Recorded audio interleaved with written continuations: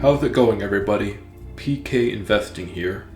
About 13 months ago, I made the life-changing decision to create an account with Robinhood and begin my investing journey. I still remember setting up the account, depositing $100, and buying 10 shares of Ford. I know, looking back, buying Ford was not a proud accomplishment, but I digress. I opened the Robinhood account for two reasons. The first was that they were advertised as the only free brokerage option. They charged no commissions on anything. The second reason was that they were considered to be the most user-friendly brokerage app around. Their user interface was clean, pleasing to look at, and very easy to navigate. These reasons together made Robinhood seem like the ideal starting brokerage app for any new investor who wanted to test the market waters for the first time. What can I say? Robinhood got the job done. It was sufficient for my personal investing needs.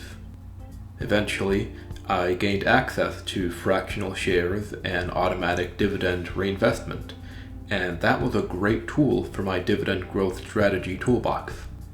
I also gained access to their cash management feature, meaning my uninvested cash would be earning interest daily and compounding just like my dividends.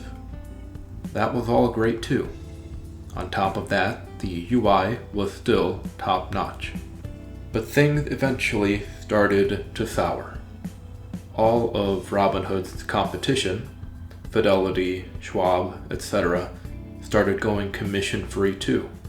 Almost overnight, one of Robinhood's biggest advantages, maybe even the greatest advantage it had, was wiped out. Not to mention that at this time other brokerages also had fractional share support and DRIP functionality. So now Robinhood was pretty much put on the same level as everyone else.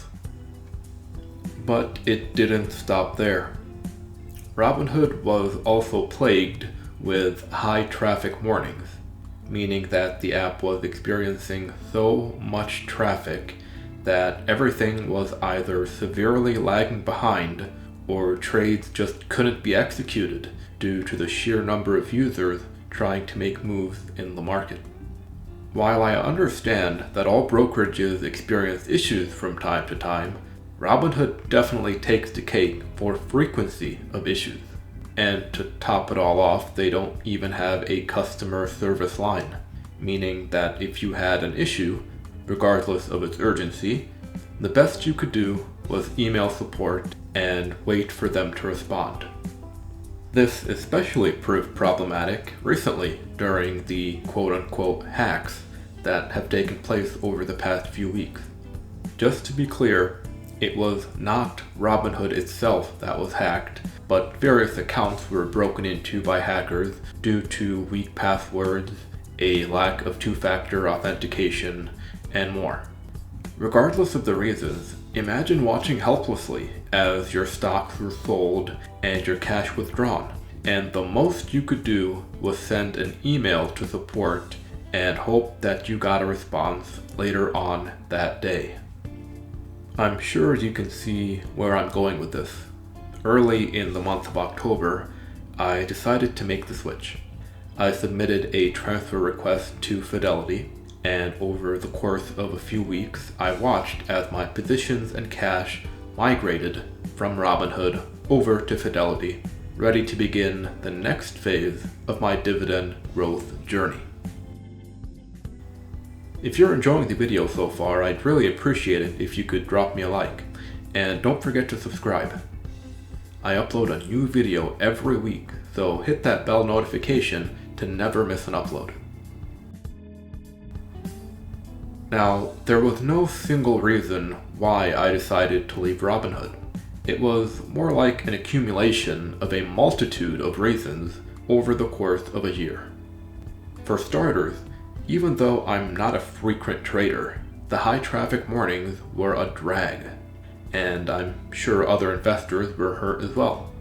If there were so many high traffic mornings, at what point would they realize that this high traffic is actually the new standard traffic, and Robinhood needs to accommodate the influx of business if they hope to keep it?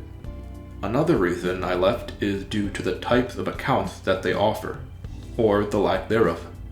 Robinhood only offers one account type, just the standard individual brokerage account.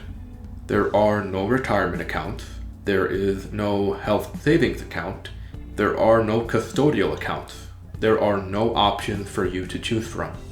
As I grow as an investor, I know I'm going to need access to these different account types.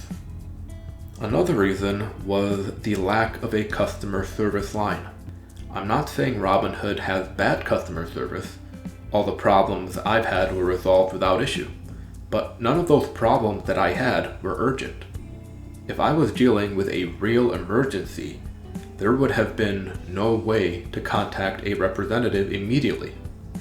I'm still not sure why Robinhood doesn't have a dedicated customer service line, maybe because they're understaffed. But a brokerage that has 13 million users can certainly afford to hire more help.